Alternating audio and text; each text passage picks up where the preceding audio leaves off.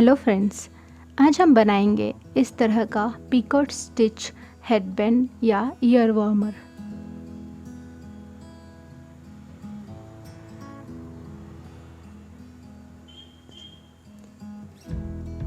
इसके लिए सबसे पहले हम एक स्लिप नॉट बनाएंगे।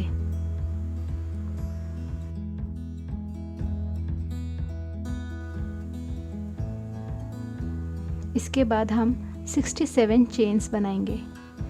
ये हम टीनेज अडल्ट साइज़ के लिए बना रहे हैं। बड़े साइज़ के लिए हम लोग ज़्यादा चेन्स लेंगे, उसका डिस्क्रिप्शन बॉक्स में दे दूँगी।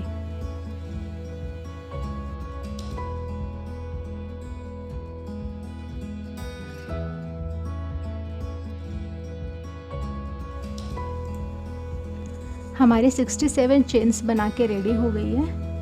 अब हमें अगली रो के लिए जो बैक रिब्स है चेन की, उसमें वर्क करना है। उसके लिए हम पहली वाली रिब छोड़ देंगे।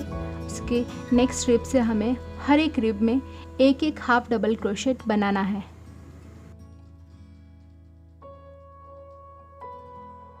ये पहला बन गया, दूसरा हाफ डबल क्रोशेट,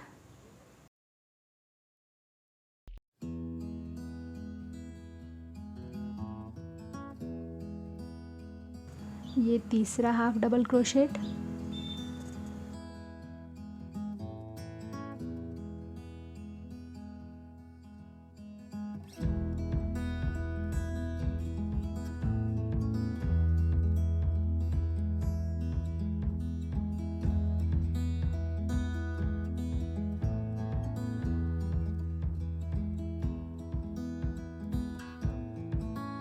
इसी तरह से हमें पूरे रो में हाफ डबल क्रोशेट बना के रेडी कर लेनी है। अब हम एक चेन बनाएंगे और वर्क टर्न करेंगे।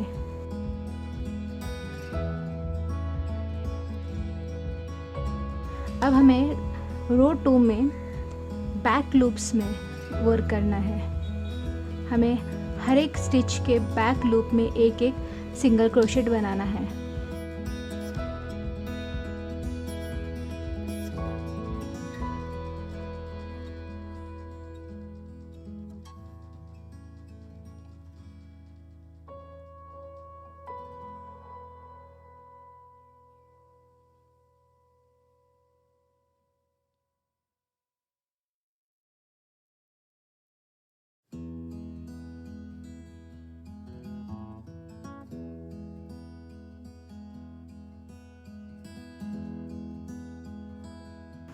इस तरह से हमें हर एक स्टिच में एक एक सिंगल क्रोशे बैक लूप्स में बना के तैयार कर लेनी है ये पूरी रो।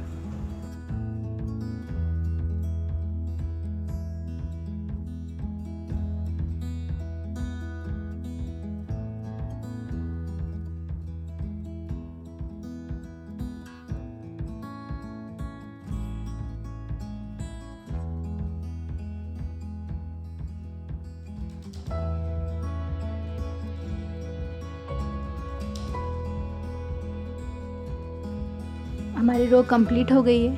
अब हम एक चेन बनाएंगे और टर्न करेंगे। अब हमें तीसरी रो में पिकॉट स्टिच बनाने हैं।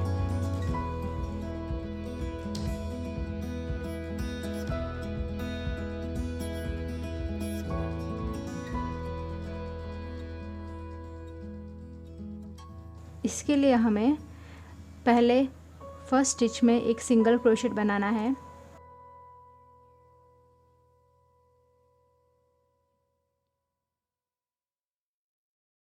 उसके बाद सेकंड स्टिच में हमें पार्शियल सिंगल क्रोशे, यानी कि हमें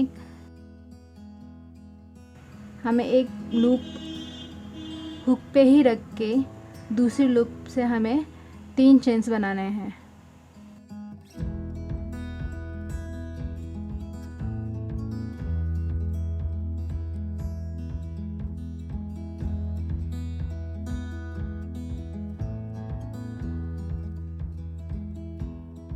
उसके बाद हमें हुक पे धागा लेके दोनों लूप में से निकालने हैं।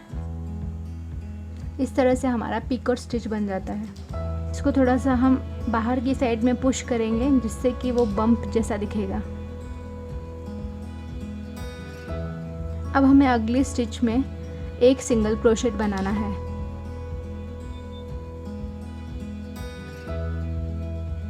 इसके नेक्स्ट में हमें फिर से पिकॉट स्टिच बनानी है।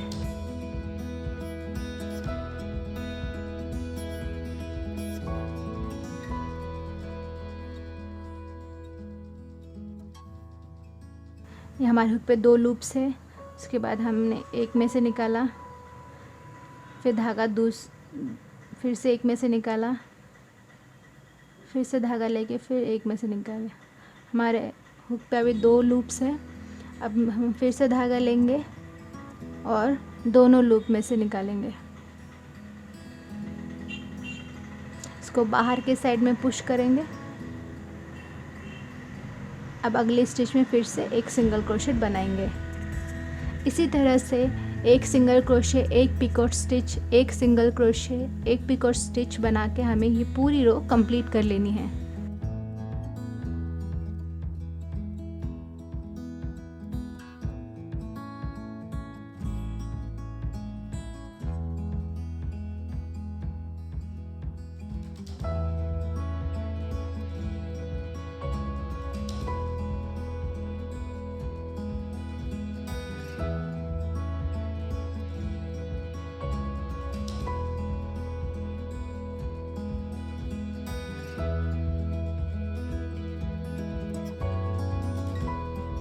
ये हमारी ये 3rd रो कंप्लीट हो गई है।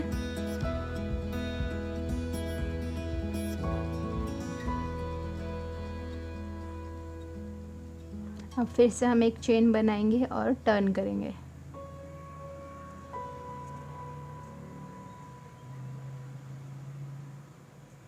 अब 4th रो में हमें हर एक स्टिच में एक एक सिंगल क्रोशेट बनाना है। सिंगल क्रोशेट के ऊपर एक सिंगल क्रोशे और पिकॉट स्टिच के ऊपर भी एक सिंगल क्रोशे। इसी तरह पूरी रो कंप्लीट करेंगे।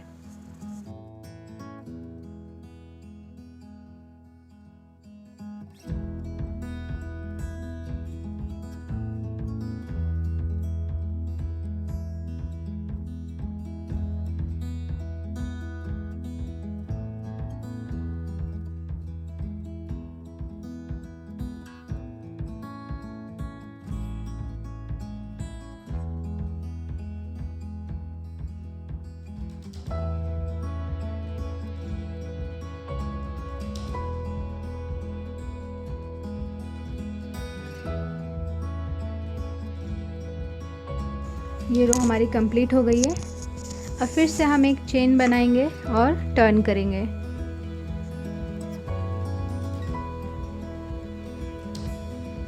अब हमें 5th रो में हर एक स्टिच में एक एक हाफ डबल क्रोशेट बनाना है।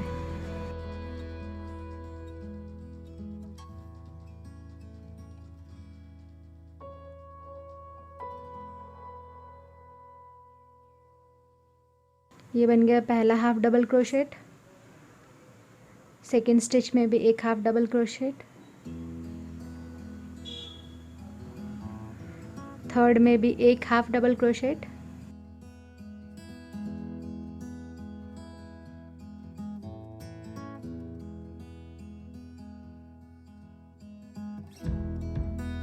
इसी तरह से हमें ये पूरी रो कंप्लीट कर लेनी है।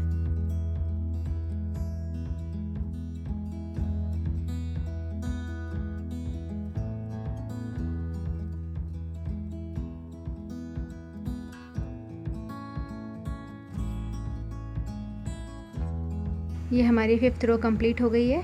6th रो के लिए भी हमने एक चेन बना के टर्न कर लिया है। अब हमें इस रो के लिए बैक लूप्स में काम करना है। हमें हर एक स्टिच के बैक लूप्स में एक एक सिंगल क्रोशेट बनाना है।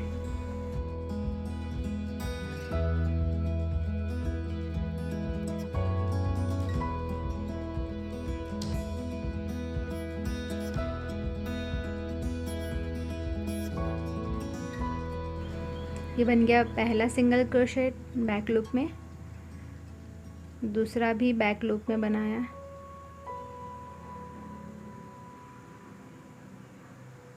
ये third single crochet back loop में।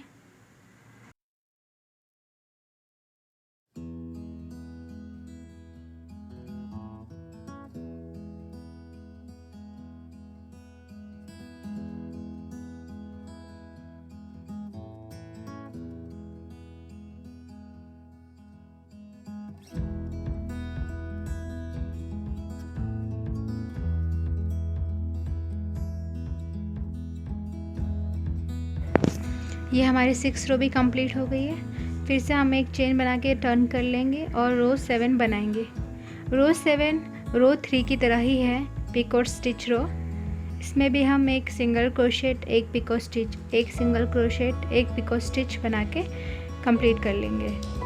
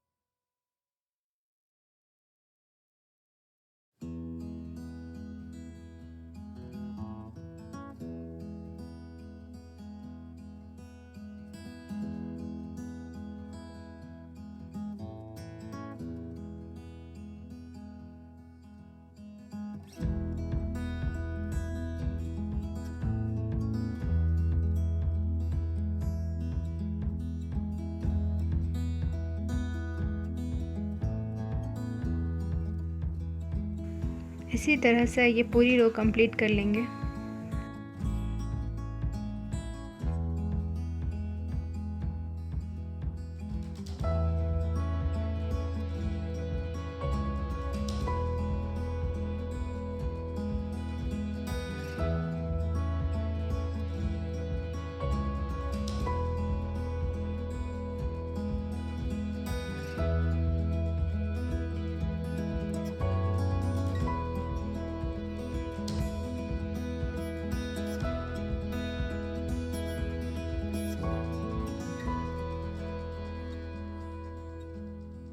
रो 7 कंप्लीट हो गई है। अगर आपको ये बेबी और चाइल्ड साइज़ के लिए बनानी है तो हम रो 3 से लेके रो 6 तक एक बार और रिपीट करेंगे, यानी कि जो रो 7 से लेके रो 10 तक बनेगी। अगर आपको ये एडल्ट साइज़ के लिए बनानी है तो आपको रो 3 से लेके रो 6 तक 2 बार रिपीट करना है, यानी कि रो 7 से रो 14 तक। इसकी लेंथ देखते हैं हम कितनी है। इसकी 17 इंच लेंथ है और इसकी जो विड्थ आई है वो है 4 इंच। अब हम 12 से 13 इंच लंबा धागा छोड़ के कट कर लेंगे।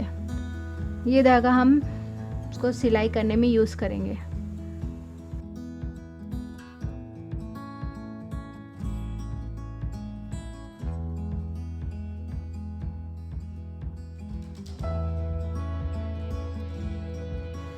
अब हम एक यार्न नीडल लेके एस शेप में रख के ये edges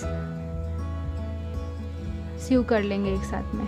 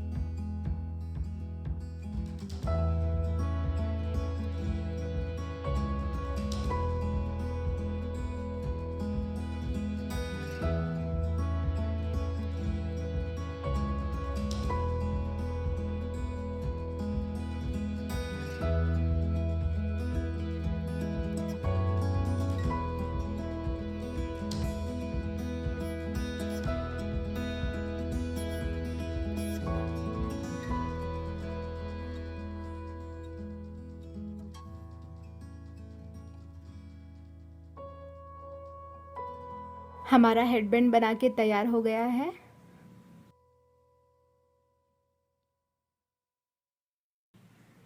thank you for watching.